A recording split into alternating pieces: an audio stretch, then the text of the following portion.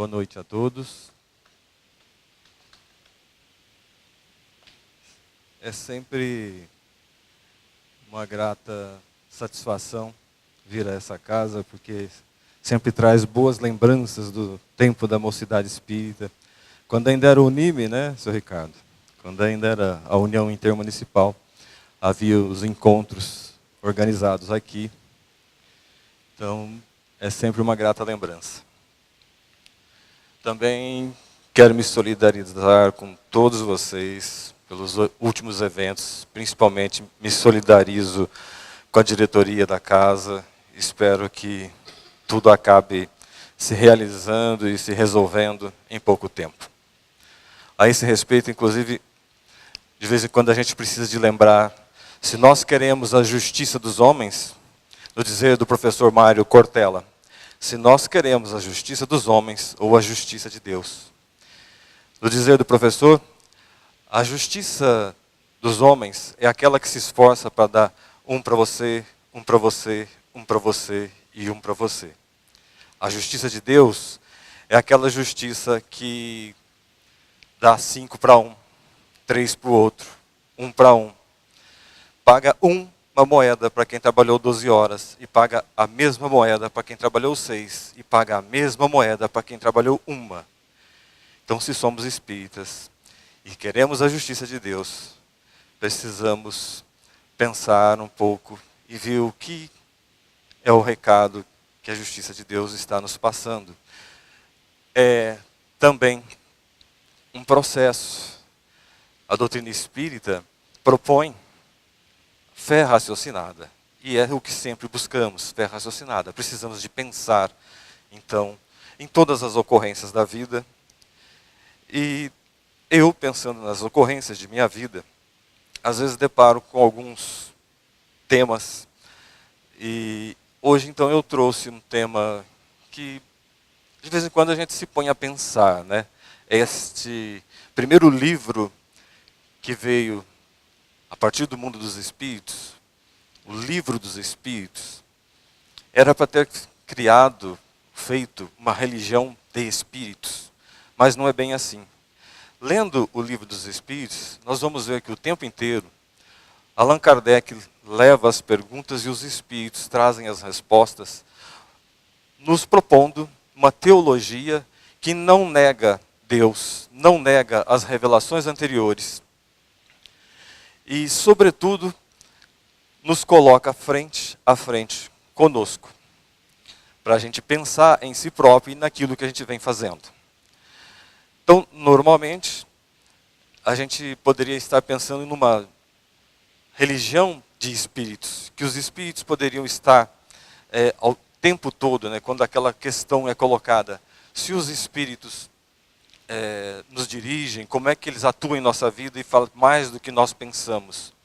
Mas, no entanto, os espíritos vão deixar bem claro que nada se faz, que nada acontece sem a permissão de Deus.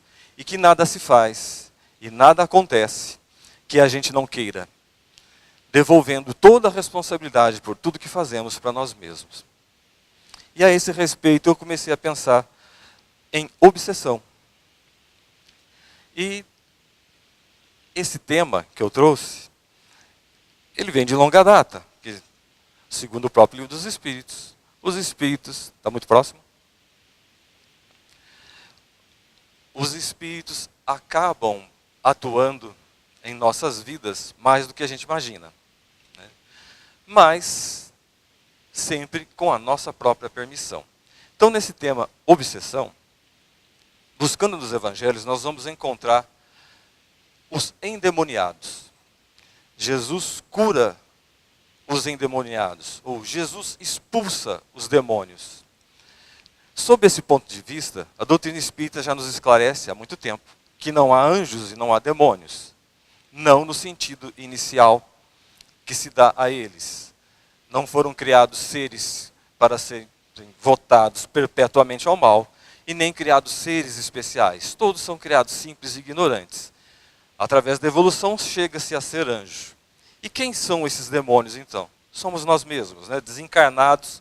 A gente vai fazer no mundo dos espíritos aquilo que a gente faria aqui, ou teria desejo de fazer aqui. E livre das convenções sociais, a gente acaba fazendo isso ou aquilo. Então, os chamados obsessores existiram de todo o tempo.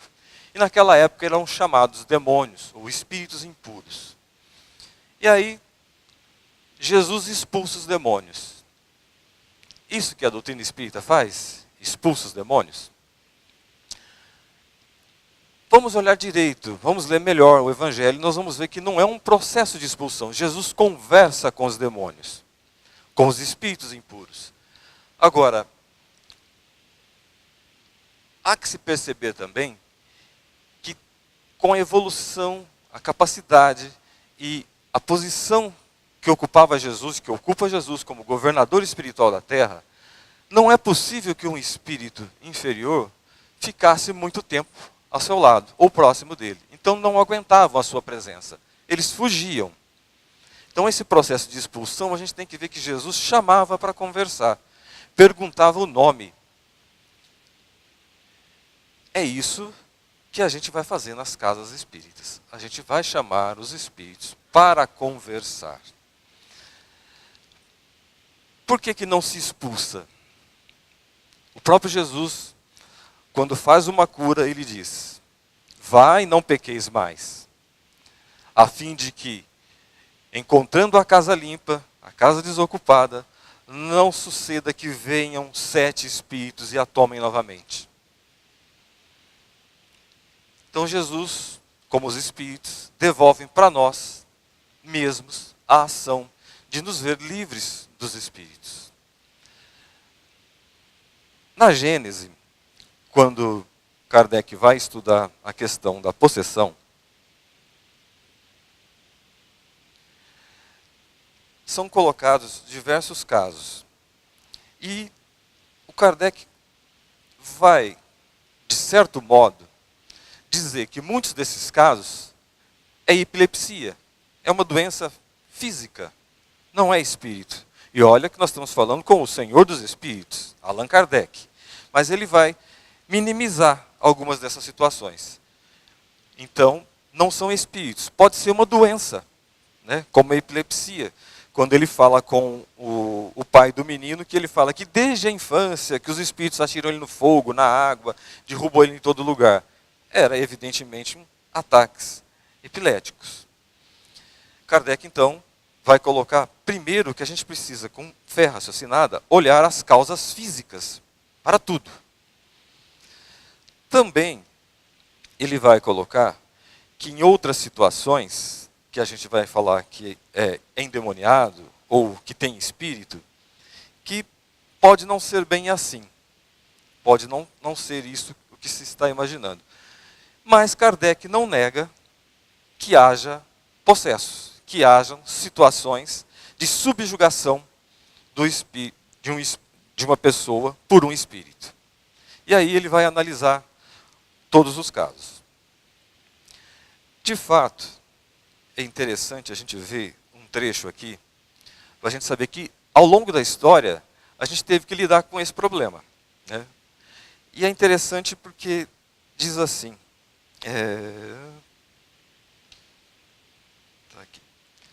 quando ele entrou na casa, seus discípulos lhe disseram em particular: de onde vem o fato que não podemos expulsar esse demônio? Ele lhes respondeu: essas espécies de demônios não podem ser expulsas senão por meio de oração e de jejum. Bom, e de 2000 anos para cá, para expulsar os espíritos, taca-lhe oração e taca-lhe jejum. Mata o obsedado de fome e o espírito vai embora, né? Vai embora os 2 espíritos. O que será que era esse jejum que Jesus se referia? Por que os discípulos não conseguiram? Muita oração, ou seja, é preciso estar numa condição de ligação, de sintonia com o plano superior. E o jejum? O jejum das coisas ruins, das coisas que não nos servem. Da maledicência, do desejo das coisas alheias, enfim. Esse era o jejum que era pedido. Pedia-se para quem? Para o obsedado? Não. Para os discípulos. Eles precisavam de ter essa elevação moral para conseguir fazer o que Jesus fazia. Jesus fazia só pela presença. Os espíritos inferiores não ficavam na sua presença. É interessante também notar que tem aquele caso famoso, né, que algumas pessoas até arrepiam. Meu nome é Legião, porque somos muitos, responde o espírito para Jesus. E aí diz lá que no processo de expulsão os espíritos tomam uma manada de porcos, se precipitam num despenhadeiro e morrem, e a pessoa está livre desses espíritos. É preciso novamente a fé raciocinada, é preciso de olhar, né, e o Kardec analisa aqui em A Gênese esse fato. É preciso olhar que é um símbolo. Primeiro, não devia haver muitos porcos na Judéia, porque eles não comiam carne de porco, como até hoje eles não comem. É considerado um animal impuro. Então não devia ser uma manada de 1000 porcos, como falam. Está mais ali por causa do símbolo da impureza, e não propriamente isso. E Kardec também vai nos colocar em A Gênese que um espírito humano, por piorzinho que seja, por mais atrasado que seja, não retrograda, não pode ocupar o corpo de um animal. Nem na reencarnação e nem numa situação de mediunidade. Mesmo um papagaio que fala não pode ser um papagaio médium. Não é incrível isso? Então deve haver ali um símbolo, mais um símbolo propriamente. Então Kardec, ele como que nega a questão do espírito, mas não nega porque ele vai dizer as situações que isso ocorre.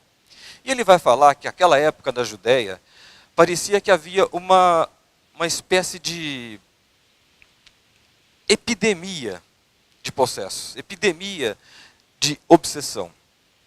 Para todo lado eram levados para ele essas situações, essas pessoas que estavam nessas condições de possessos, de subjugados. Quando a gente lê a respeito, eu estou falando as palavras aqui, mas vamos dar só uma clareada rápida. Quando a gente lê, Kardec estabelece que na obsessão existe a obsessão simples, existe a obsessão, no caso de subjugação, né, que ele, no Livro dos Espíritos, ele vai dizer que não aceita a palavra possessão, porque possessão está ligada à questão de posse do corpo e também está ligada à questão dos demônios, então ele vai eliminar isso. Mas depois ele vai admitir que nesses casos há verdadeiras possessões e que duram até um certo tempo, duráveis até. Em A Gênese ele vai retomar a palavra possessão. Mas, então, obsessão seria a simples, as subjugações e a fascinação.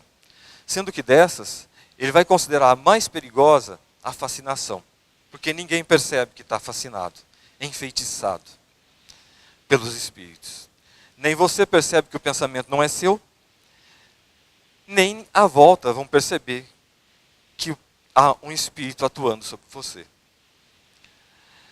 E ele vai dizer que a situação da obsessão simples é a mais fácil, porque imediatamente a gente percebe que o pensamento não é nosso. Que é possível, então, através da paciência, de resistir ao mau pensamento, à má sugestão, cansar a paciência do espírito que desiste de você e vai embora. Então, que é possível resolver sozinho as obsessões simples. E que o caso das obsessões ditas subjugações, haveria, então, um certo trabalho que talvez necessitasse, ou com certeza necessitaria, a presença de terceiros, que ajudariam nesse processo. Mas e o Espiritismo utiliza esse processo, então? Reza e jejum? Reza e expulsa o demônio? Como é que a gente trabalha? Então, vocês já abriram, vão abrir um grupo de estudo do MEP, né? Então, eu trouxe um estudo do MEP, que está no programa 1, módulo 3, é o tema 5, que fala dos recursos espíritas para a desobsessão.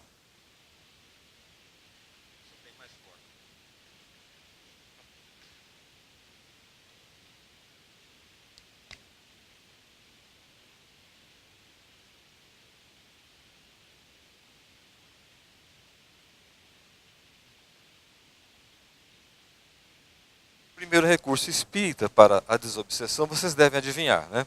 Já estava dito lá nos evangelhos. A prece.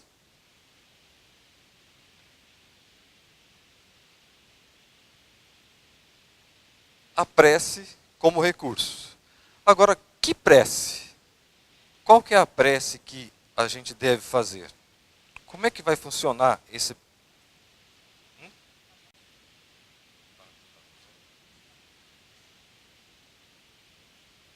Vou ficar andando para lá e para cá, daqui a pouco eu arranco esse negócio aqui. Alô, som, som. Alô, som. Obrigado. Então, a prece. A prece é aquela que liga-nos, de fato, ao mundo superior, aos espíritos superiores. Não é a prece da repetição. Não é a prece que só, né, fica repetindo, repetindo, repetindo, e que nem o nosso pensamento, nem o nosso coração está na nossa fala. E ele vai dizer que é salutar o hábito de orar diário, né? E vai dizer ainda, junto com o Emmanuel, que o Emmanuel vai dar mais uma pitada. Junto com a prece,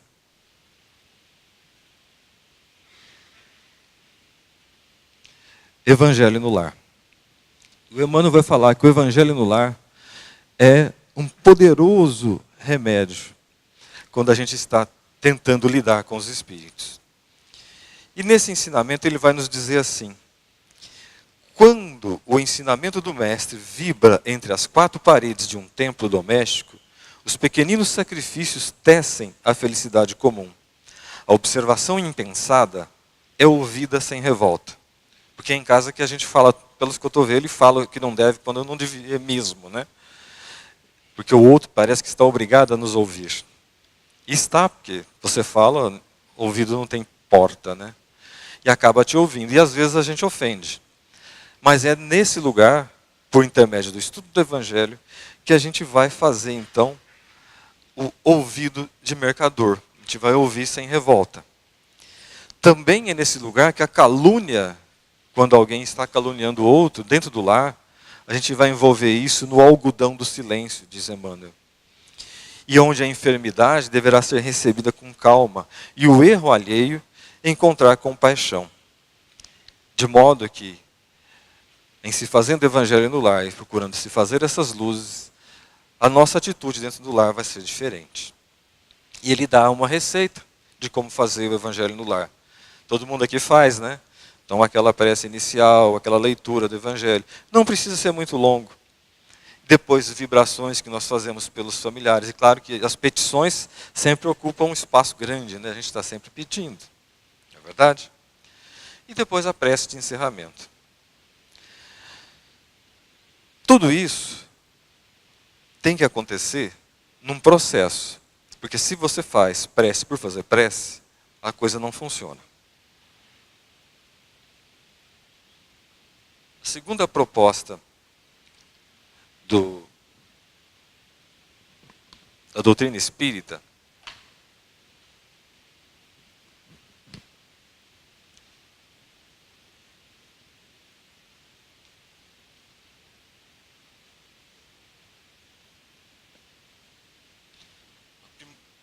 o aprimoramento íntimo. É o tal do jejum. A gente tem que jejuar das coisas ruins. Esse aprimoramento íntimo vai atuar, então, como uma alavanca no processo de desobsessão.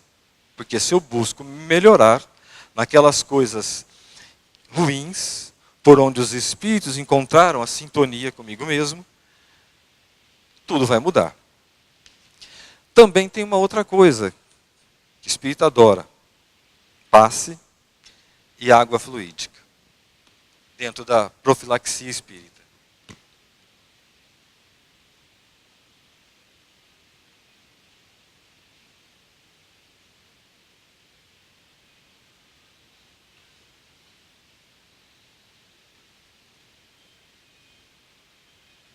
Passe a água fluídica.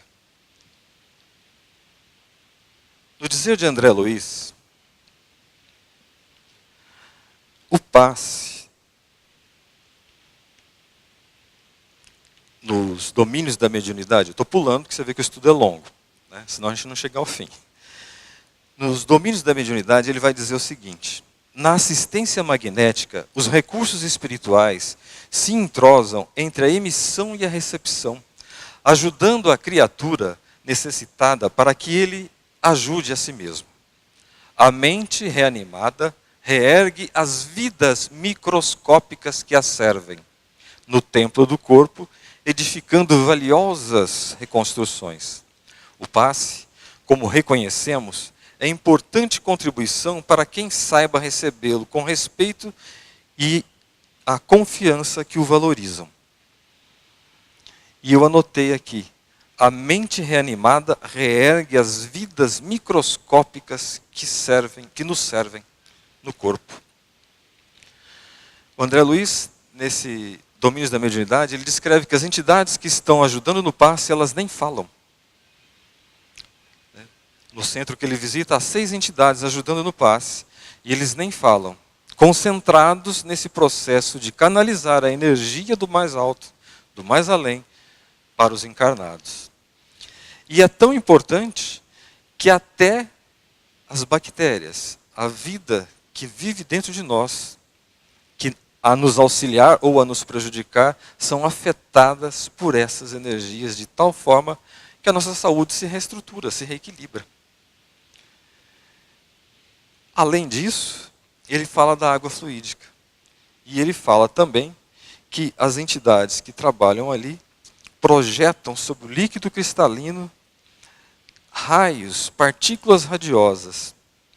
E aí o Aulus vai dizer assim, o Aulus, que é o orientador do André, por intermédio da água fluídica, precioso esforço de medicação pode ser levado a efeito.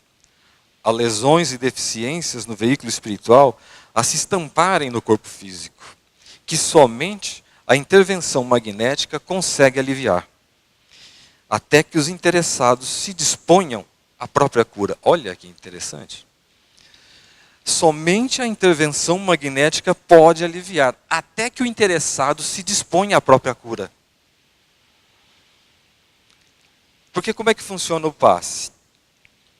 Nós estamos aqui envolvidos, né, por energias e pensamentos nossos. Talvez de uma mente externa a nós também, o obsessor. Então é como se a gente enchesse esse pote de água suja ou de tinta.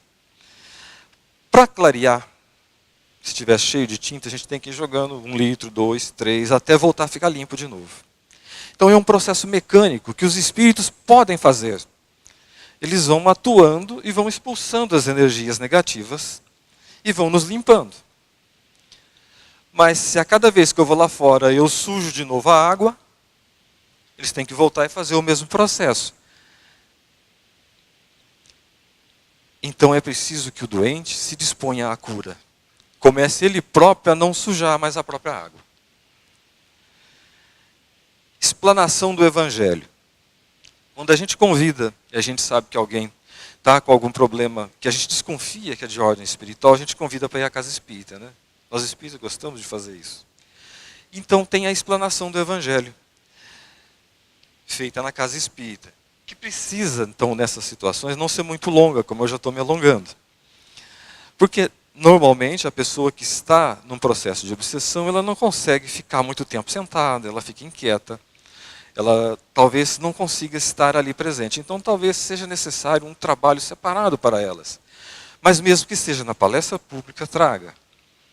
Se ela não consegue ficar 30, 40 minutos ouvindo, os 15 que ela ouvir, já vai começar a atuar.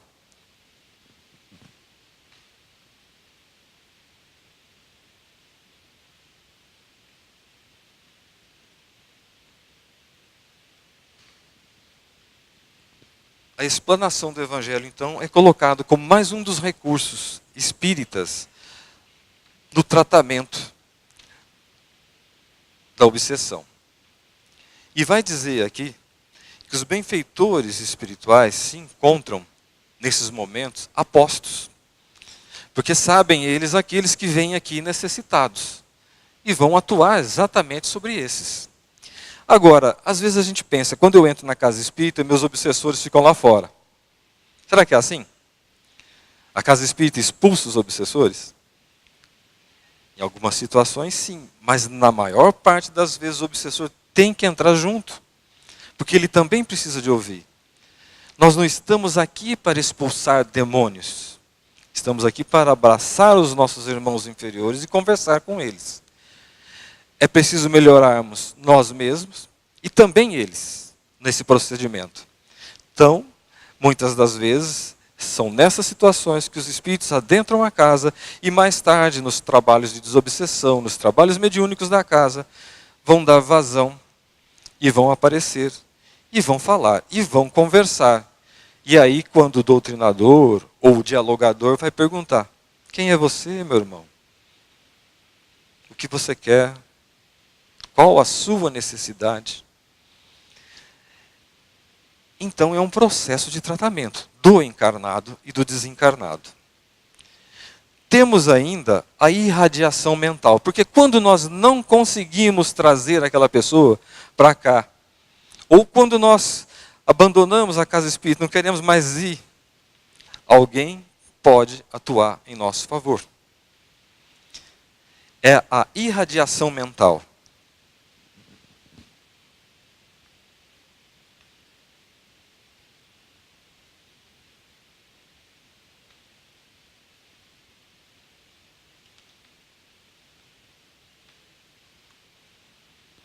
Funciona orar pelos outros? Funciona eu estar sentado aqui durante a palestra e mentalizar alguém que está precisando de ajuda? Funciona. E muito. Eu mesmo posso falar de caso próprio, que fiz um trabalho de desobsessão em favor de uma pessoa, de um familiar. Nem eu acreditava muito, mas fui lá, porque eu vi que precisava de alguma coisa ser feita. Né? E funcionou. E quando a pessoa se sentiu melhor, eu falei: olha, eu fiz isso por você, agora é a tua vez de ir. Aí a pessoa foi. E vai funcionar todas as vezes que nessa irradiação mental a gente pôr o nosso coração e a necessidade que a gente acha que aquela pessoa tem de fato e a vontade que temos de ajudá-la. Além da irradiação mental, temos o esclarecimento doutrinário à entidade, que eu já falei aqui. É a sexta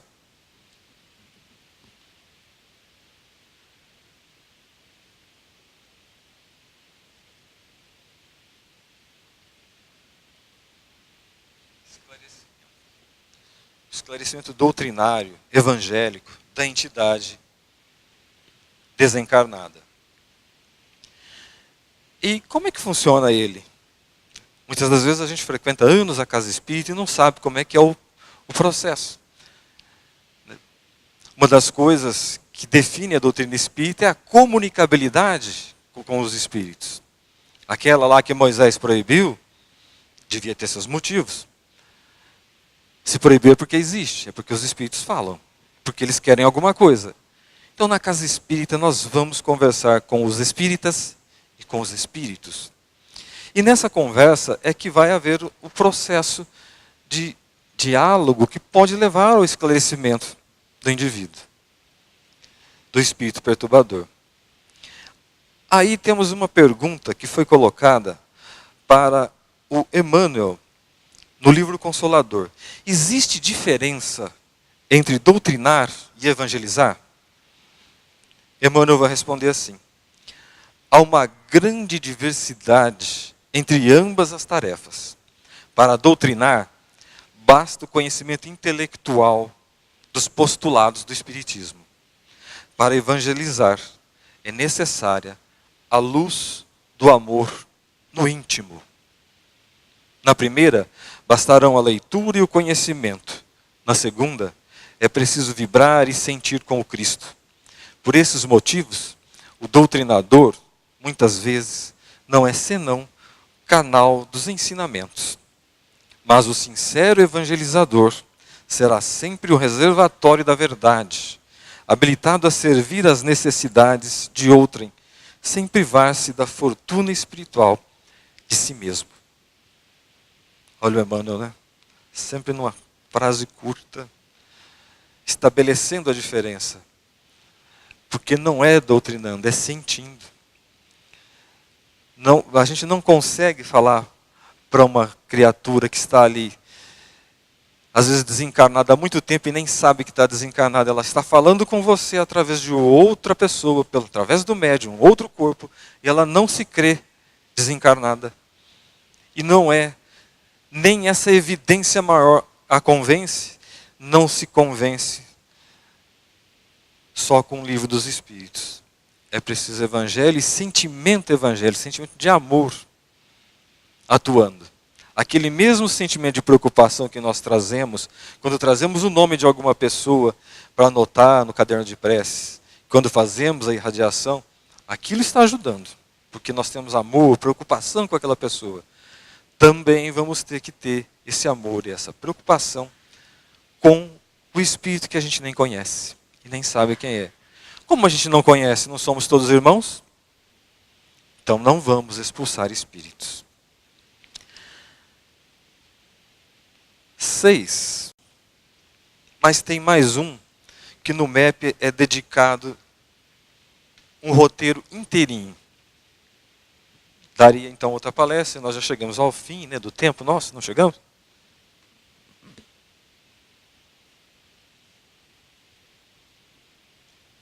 O 7º.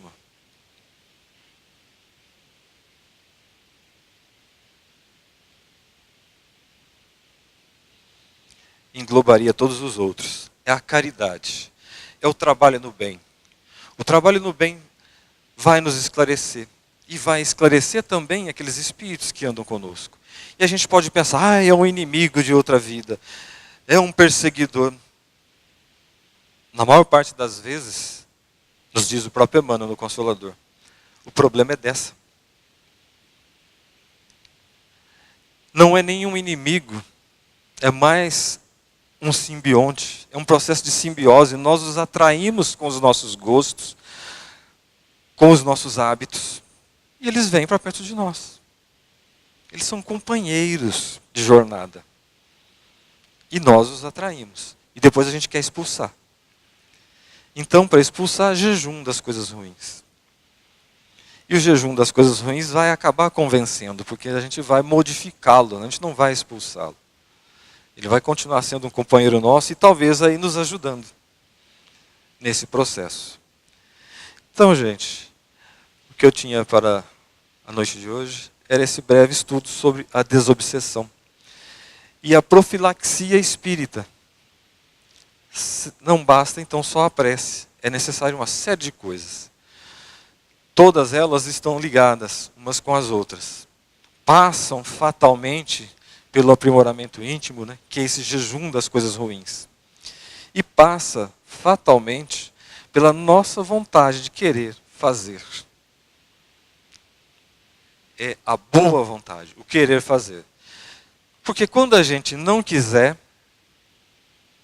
nós vamos continuar voltando, tomando passe, tomando a água fluídica e continuando com os nossos companheiros obsessores. Não são companheiros obsessores, são os nossos companheiros, porque se divertem junto conosco em nossas pequenas mazelas.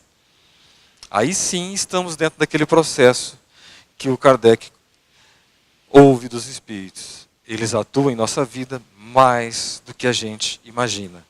Então, para a gente deixar de ser condomínio e ser eu, a gente precisa de começar a se assenhorar dessa vida que é minha e atuar direito, senão a gente vai ser condomínio. Um monte de mentes atuando ao mesmo tempo em nossa mente. Era isso que eu tinha para hoje. Obrigado pela atenção de vocês. Espero não tê-los assustado com esse tema. Espírito, às vezes tem medo de espírito, né? Fala em gente morta, então, oh, meu Deus. Obrigado, então. E eu faço a prece.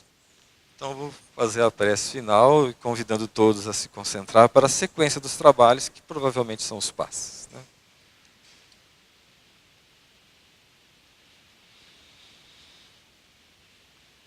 Pai nosso que está em todo o universo, queremos santificar o Teu nome,